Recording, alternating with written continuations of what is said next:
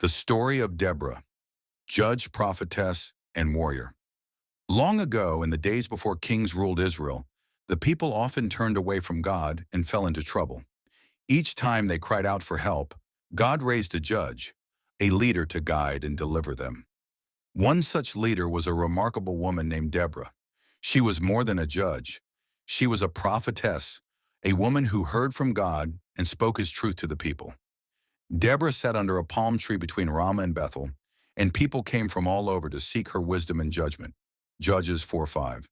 In a time when women were rarely seen in leadership, Deborah stood tall, respected, fearless, and full of God's Spirit. Israel's oppression. For 20 years, the Israelites were cruelly oppressed by King Jabin of Canaan, whose army commander was a ruthless man named Sisera. Sisera had 900 iron chariots and a mighty army. The Israelites were too afraid to fight back until God gave Deborah a message. The call to battle. One day, Deborah summoned a man named Barak, a warrior from the tribe of Naphtali. She said to him, "The Lord, the God of Israel, commands you, go, take with you 10,000 men and lead them to Mount Tabor. I will lure Sisera to the Kishon River and give him into your hands." Judges 4:6-7. Barak believed the word of the Lord, but he was nervous. He told Deborah, "If you go with me, I will go. But if you don't go with me, I won't go." Judges 4:8. Deborah agreed, but she told him that because of his hesitation, the honor of victory would not be his.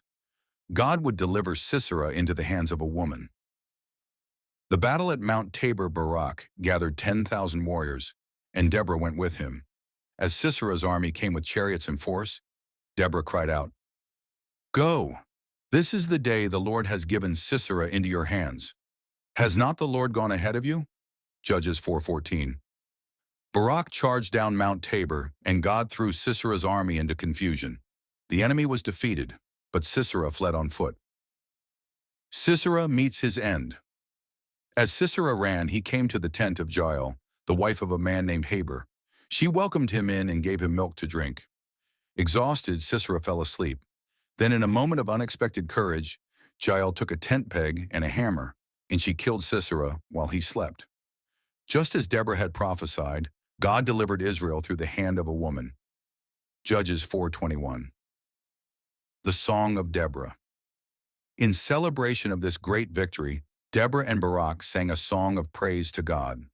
This powerful hymn, found in Judges 5, honors God's deliverance and the bravery of those who rose up to fight.